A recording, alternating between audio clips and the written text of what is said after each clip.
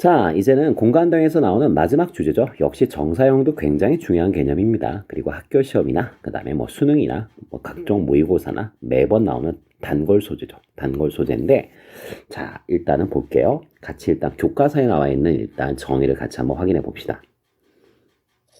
정사형이 뭐냐라고 한다면 한 점 P에서 어떤 평면 알파에 내린 수선의 발을 P 다시라고 할 때 그 P 다시를 우리는 뭐라고 부르냐면 점 P의 평면 알파 위로의 정사형이라고 부르자라고 되어 있어. 말이 조금 어렵지? 조금 어렵고요. 정사형이 뭐냐라고 한다면 일단 첫 번째 그냥 가장 쉬운 개념은 뭐냐면 수선의 발이다. 다시 정사형은 네 글자로 뭐다?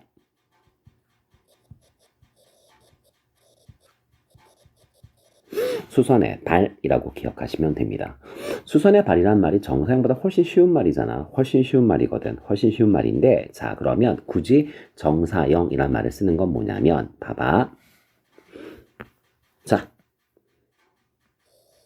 공간상에 이런 선분이 있고 바닥에 평면이 있어. 그럴 때 이 선분 위에 점 A를 잡아서 뭘 내렸죠? 수선을 내렸죠. 이 수선의 발을 뭐라고 부른다고요? 정사형. 그런데 이 선분 위에는 A만 있는 건 아니거든요. B도 있죠. B에서 또 얘들아 수선의 발을 내렸어. 내렸고 걔를 B 다시라고 할 거야. 이것도 정사형. 그러면 이 선분 위에 점이 몇 개 있어? 무수히 많잖아. 그러면 그 모든 점에서 다 뭐를 내려? 수선의 발을 내려. 내리면 밑에 얘들아 수선의 발들의 집합이 생기겠지. 그거를 얘들아 정사형이라고 부르는 거야. 따라서 정사형의 가장 정확한 뜻은 뭐야? 수선의 발들의 집합. 수선의 발들을 모아놓은 거. 그런데 그냥 우리가 간단하게 그냥 수선의 발이라고 얘기할 거란 얘기죠. 다시 뭐라고 얘기할 거라고요? 수선의 발이라고 얘기할 겁니다. 이걸 우리가 정사형이라고 부르는데, 일단 말 뜻을 우리가 조금만 더 생각해 본다면 이 정자는 얘들아 수학에서 정은 뭐 정사각형 할 때 그 정자거든요. 그래서 이때 정자는 수직이란 뜻이 있어요. 그 다음 사는 무슨 뜻이냐면 비추다 란 뜻이야.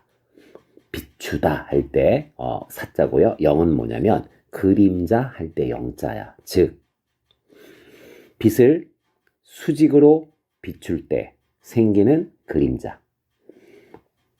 빛을 수직으로 비출 때 생기는 그림자를 정사형이라고 부르는 거야. 이게 원래 교과서에 나오는 설명이거든. 그런데 결론은 뭐냐면 그냥 수선의 발, 수선의 발이다. 지금 무슨 얘기냐면,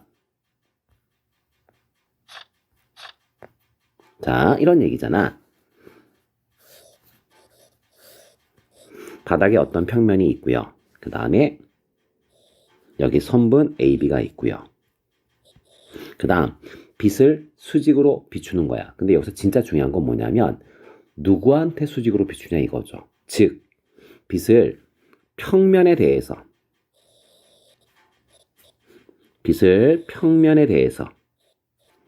수직으로 비췄다는 얘기죠. 다시 선분에 대해서 수직으로 비추는 게 아니라 평면에 대해서 수직으로 비출 때 그때 생기는 그림자.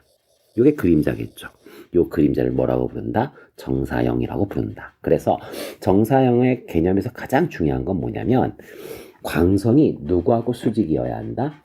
바닥 평면과 수직이어야 한다. 이 말을 절대로 잊어버리면 안 돼. 정사형에서 가장 중요한 핵심 개념은 빛이 어떤 바닥 평면과 뭐가 될 때? 수직이 될 때 우리 그걸 뭐라고 부른다고요? 정사형이라고 부릅니다. 이해가니 무슨 얘기인지 가령 봐요. 예를 들어서 어떤 걸 해볼까? 예를 들어서 어떤 걸 해볼까요? 좋아요. 이런 거 한번 해볼까요?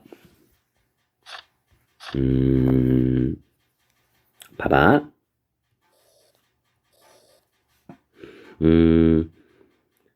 원기둥을 원기둥 뭐 이렇게 해서 약간 변태같이 생긴 원기둥 하나 그려볼까요? 예를 들어서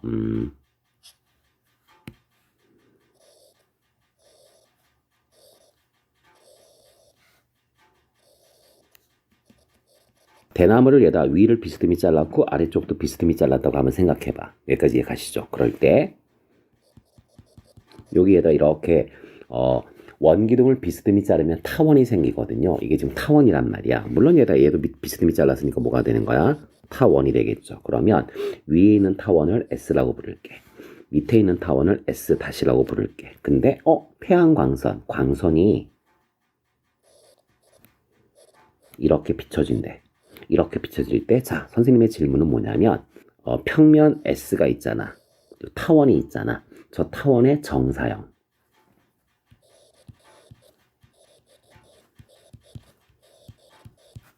타원의 정사형이 누구냐라고 했을 때 S-요 라고 이야기하면 절대 안 된다는 거지. 왜? 태양광선이 바닥 평면과 수직이란 말이야. 바닥이 기울어져 있잖아. 바닥이 기울어져 있는데 어떻게 이게 수직이 되겠어? 따라서 S의 정사형이 S-요라고 하는 친구는 그림자란 말만 이해하고 있는 것이지 수직이란 말을 절대로 지금 이해 못하고 있는 거거든. 그렇다면 누가 도대체 정사형이냐라고 한다면 적당한 데에서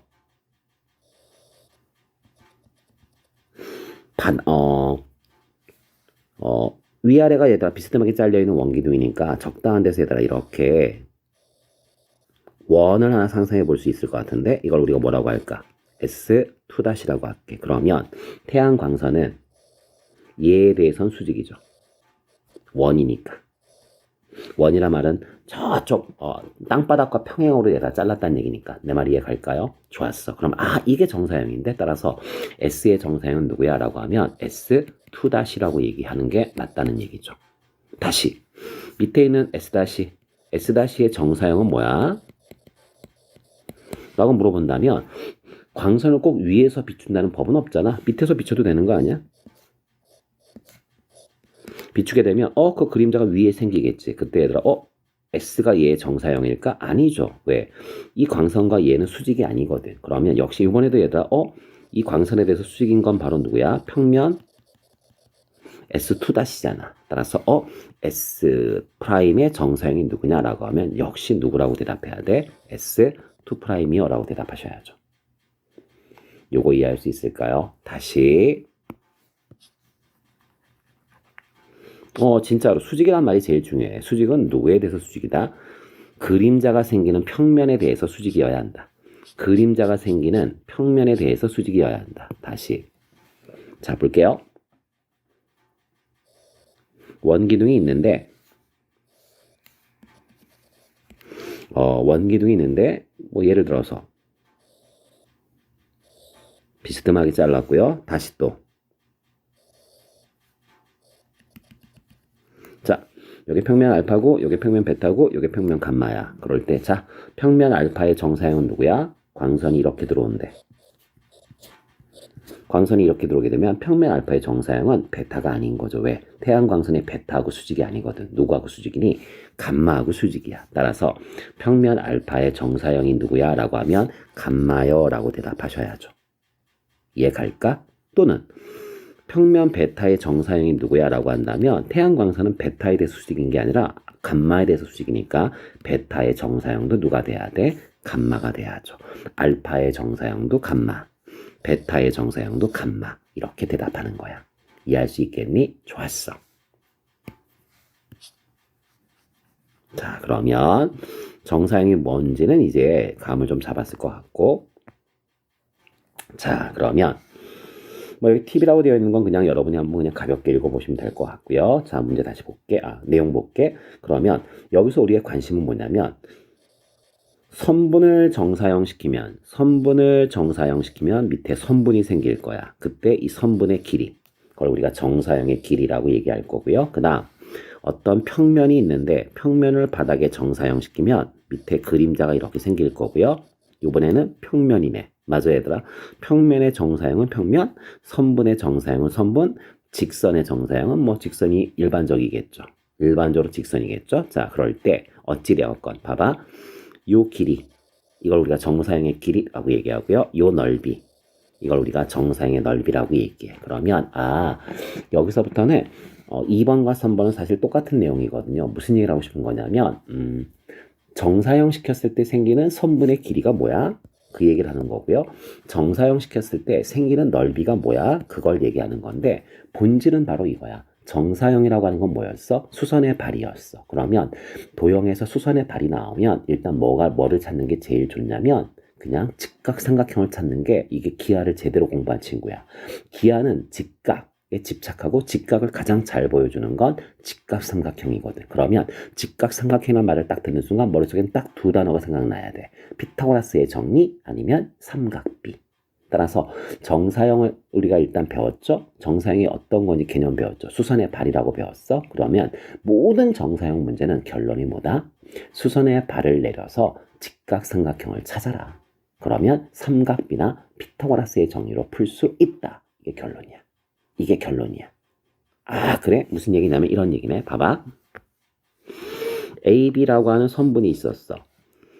수선의 발을 내렸더니 밑에 그림자가 생겼고 그걸 A-B-라고 하겠대. 맞아? 그때 요 길을 내가 어떻게 구할 수 있지? 내가 요 길을 어떻게 구할 수 있을까라고 한다면 봐봐. 요 선분과 요 선분은 지금 뭐야? 꼬인 위치야. 그런데 요 선분과 요 선분이 이루는 각이 얼마라고 돼 있어? 세타라고 돼 있네. 세타라고 돼 있잖아. 맞아. 자, 그렇다면 이런 얘기네.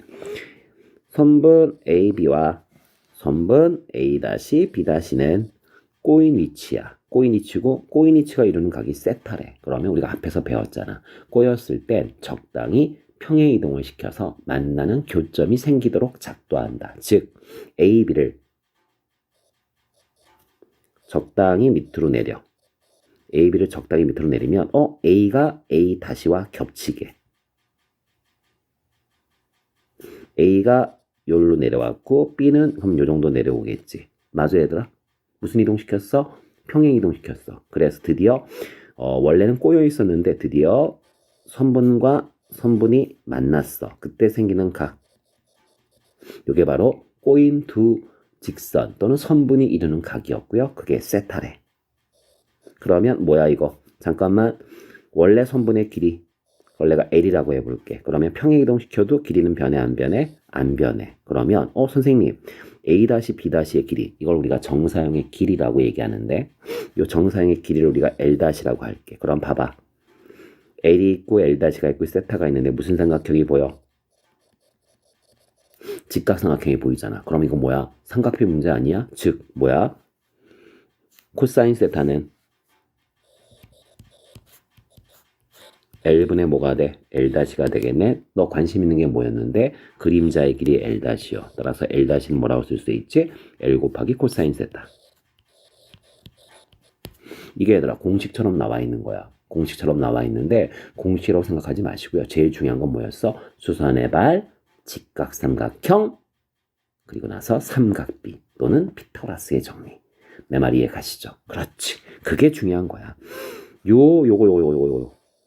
요렇게 직각삼각형을 찾아내는 거 이게 핵심 개념인 거야. 이것만 이해하시면 별로 어렵지 않아. 내 말 이해 갈까? 좋았어. 자, 요번엔 또 뭐라고 돼 있냐면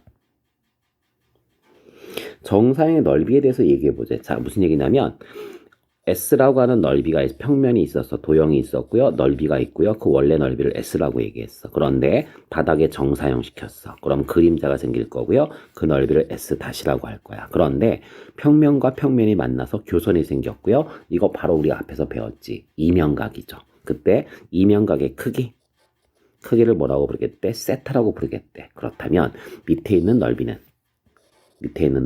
원래 넓이에다 뭘 곱하면 된다고요? 코사인 세타.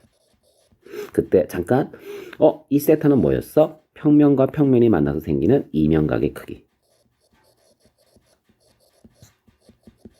다시 아까 정사의 길이 구할 때 코사인 세타. 이 세타는 뭐였어? 선분과 선분을 적당히 평행 이동시켜서 만나는 두 선분이 이루는 각의 크기. 맞지 얘들아? 그게 얘들아 뭐였어? 코사인 세타였어. 요 세타는 두 직선이 이루는 각이었고요.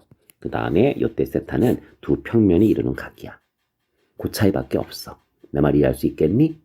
진짜 이해가? 다시 그림자의 길이는 원래 길이에다 코사인 세타를 곱할 것. 그림자의 넓이는 원래 넓이에다 코사인 세타를 곱할 것. 이때 길이에서 나오는 세타는 두 직선이 이루는 각이었고 넓이 할 때 나오는 각은 이면각의 크기지. 그럼 여기서 중요한 건 사실 어려운 문제는 얘거든.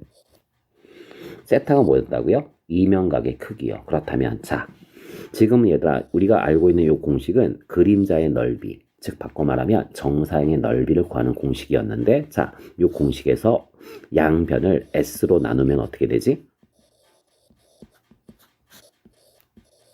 이렇게 되지 않을까? 그럼 이게 무슨 얘기야?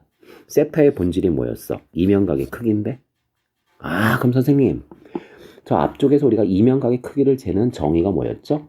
양쪽 방향으로 수선을 그어서 두 수선이 이루는 각. 그게 이면각의 크기 아니었어? 맞지? 그런데 지금부터는 이면각의 크기를 구하는 또 하나의 방법을 알고 있는 거지. 어떻게 구할 수도 있다? 원래 넓이와 그림자의 넓이를 네가 따로따로 구할 수만 있다면 넓이와 넓이를 비교해라. 원래 넓이분의 그림자의 넓이. 원래 넓이분의 그림자의 넓이. 그게 바로 뭐다? 이면각의 크기다. 그게 바로 이면각의 크기다. 물론 코사인 붙여야겠죠. 내 말 이해할 수 있겠니?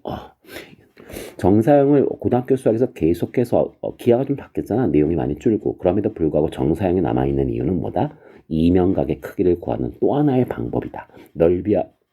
넓이를 비교하면 이면각의 크기를 구할 수 있다. 그 얘기를 교과서는 여러분한테 하고 싶은 거야. 내 말 이해할 수 있겠어? 오케이. 자, 개념은 이 정도로 정리하고요. 이제 문제 연습하러 갑시다.